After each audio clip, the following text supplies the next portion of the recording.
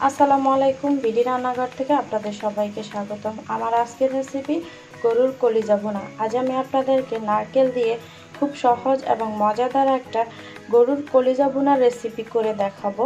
আশা করতেছি আপনাদের অনেক ভালো লাগবে। আর থাকছে গরুর কলিজা যেন কালো না হয় সেই টিপসও। নারকেল বাটা দিয়ে গরুর কলিজা ভুনা করার জন্য এখানে আমি নিয়েছি হাফ কেজি গরুর কলিজা।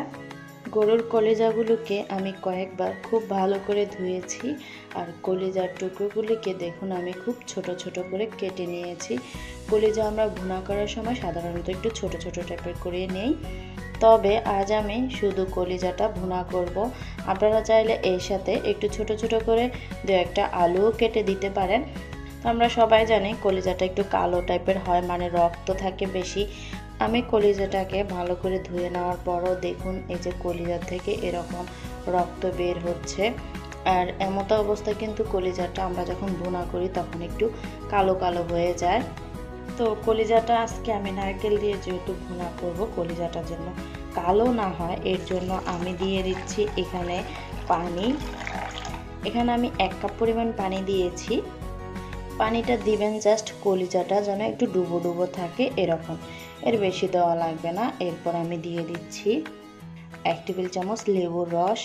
এতে করে কলিজা থেকে যে কালো আবরণটা এটা খুব দ্রুত কেটে যাবে আর কলিজাটাও ফর্সা হয়ে যাবে। রান্না করার পরও অতটা কালো আর থাকবে না কলিজাটা।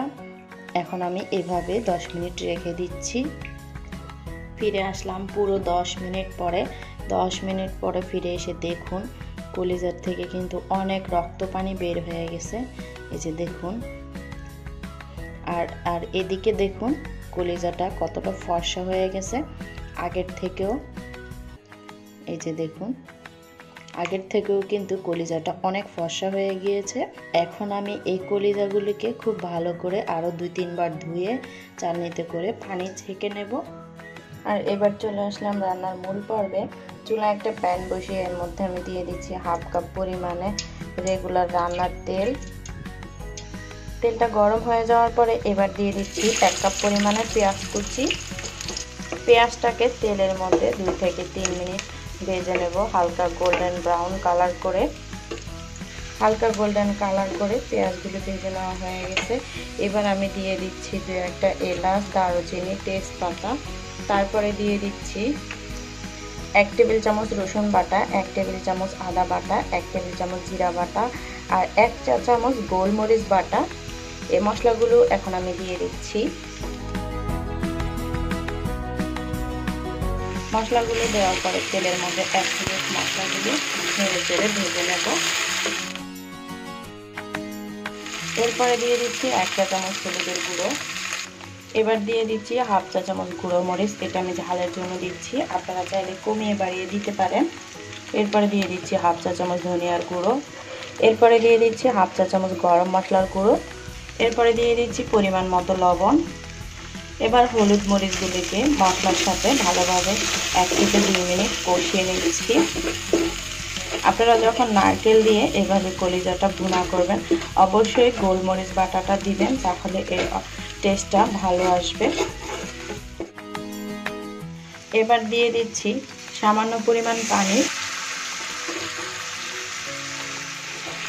মশলাটাকে খুব ভালো করে কষিয়ে নেওয়া হয়ে গেছে। এবারে পর্যায়ে দিয়ে দেব সে যে লেবু পানি দিয়ে ধুয়ে নিয়েছি কলিজাগুলি, দেখুন কতটা ধবধবে সাদা হয়ে গিয়েছে। এখন আমি এই কলিজাগুলিকে মশলার মধ্যে দিয়ে দিচ্ছি। আর এভাবে এখন আমি মশলার মধ্যে কলিজাগুলিকে 5-6 মিনিট কষিয়ে নেব মিডিয়াম আঁচে। আপনারা অবশ্যই লেবু পানি দিয়ে কলিজাটাকে ধুয়ে নেবেন, তাহলে রান্নার পরে খুব বেশি একটা কালো হবে না কলিজাটা। কিছুক্ষণ কষিয়ে নেওয়ার পরে দেখুন কলিজা থেকে কিন্তু অনেকটা পানি বের হয়ে যাচ্ছে। এখন আমি ঢাকনা দিয়ে ঢেকে ততক্ষণ পর্যন্ত কষিয়ে নেব যতক্ষণ না কলিজা থেকে বেরিয়ে যাওয়া পানিটা শুকিয়ে যাচ্ছে। কলিজা থেকে বেরিয়ে যাওয়া পানিটা একদম শুকিয়ে গেছে। আর ইতিমধ্যেই কিন্তু কলিজাটাও 90% সিদ্ধ হয়ে গেছে। যেহেতু কলিজা সিদ্ধ হতে বেশি সময় লাগে না, এর থেকে যে পানি বের হয় এতে করে কিন্তু কলিজাটা পুরোপুরি সিদ্ধ করে নেওয়া যায় যদি চুলার আঁচটাকে একদম লোতে রেখে ঠান্ডা জালে রান্না করা যায়, তখনই কিন্তু কলিজাটা এর মধ্যেই পুরো সিদ্ধ হয়ে যায়। তো কলিজাটা কষানো হয়ে গেছে, আর কলিজার কালারটা দেখে আপনারা নিশ্চয়ই বুঝতেছেন কলিজাটা কতটুকু কালো হয়েছে। এগুলি দেখতে কিন্তু অনেকটা গরু মাংস কষার মতো লাগতেছে, খুব বেশি একটা কিন্তু কালো হয় নাই। দেখুন, এবার দিয়ে দিচ্ছি রান্নার মূল অংশ সেটা হচ্ছে নারকেল বাটা। এখানে আমি হাফ কাপ পরিমাণ নারকেল বেটে একদম মিহি করে নিয়েছি। এবার আমি এই নারকেল বাটাটাকে কলিজার সাথে মিশিয়ে নেব, আর এভাবে অনবরত নেড়ে চেড়ে 5-6 মিনিট কষিয়ে নেব। আপনারা যদি এভাবে নারকেল বাটা দিয়ে গরুর কলিজাটা ভুনা করেন, তাহলে আপনারা বুঝতে পারবেন এর টেস্টটা আসলে কতখানি। আমার আজকের এই ভিডিওটা দেখে আপনারা অবশ্যই বাসায় একবার ট্রাই করে দেখবেন। নারকেল বাটার সাথে কলিজাগুলি কষিয়ে নেওয়া হয়ে গেছে। আপনারা কিভাবে বুঝবেন যে নারকেল বাটার সাথে কলিজা ভুনা কষানো হয়েছে? সেটা আপনারা যখন কষাতে কষাতে এক পর্যায়ে দেখবেন যে এরকম তেল মশলা উপরে উঠে আসতেছে আর নারকেলটা একদম মশলার সাথে মিশে গেছে, ঠিক তখনই বুঝতে হবে যে কলিজার সাথে নারকেলটা ভালোভাবে কষানো হয়ে গেছে। তো এই পর্যায়ে দিয়ে দেব কয়েকটা কাঁচামরিচ। আমি এটা ফ্লেভারের জন্য দিচ্ছি, এর জন্য আস্তে আস্তে দিয়েছি। আপনারা যদি ঝালের জন্য দেন সেই ক্ষেত্রে মাঝখান থেকে একটু কেটে দিলেই হয়ে যাবে। আর দিয়ে দিচ্ছি 1 কাপ পরিমাণে পানি।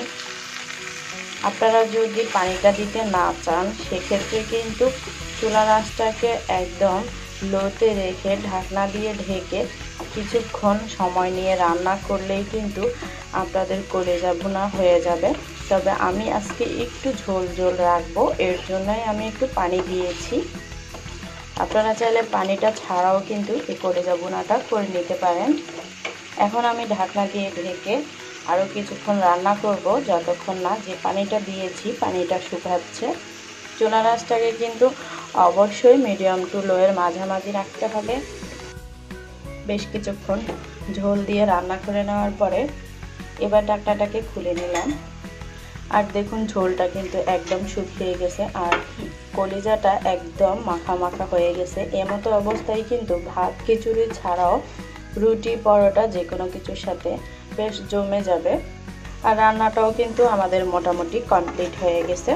এখন আমরা লবণটা চেক করে দেখব, এরপরে চুলা থেকে নামিয়ে নেব পরিবেশনের জন্য। তো দেখলেন তো কত কম সময়ের ভিতরে আর কত সহজে নারকেল দিয়ে গরুর কলিজা ভুনা করা হয়ে গেছে। তো আশা করতেছি আমার আজকের রেসিপিটা আপনাদের কাছে প্রতিদিনের মতোই ভালো লেগেছে। যদি ভালো লেগে থাকে তাহলে প্লিজ লাইক কমেন্ট শেয়ার করবেন। আর যারা আমাকে এতদিন ধরে সাপোর্ট করতেছেন তাদের সবাইকে ধন্যবাদ। আর যারা আমার চ্যানেলে নতুন প্লিজ আমার চ্যানেলটিকে সাবস্ক্রাইব করবেন। আজ এ পর্যন্তই, আল্লাহ হাফেজ।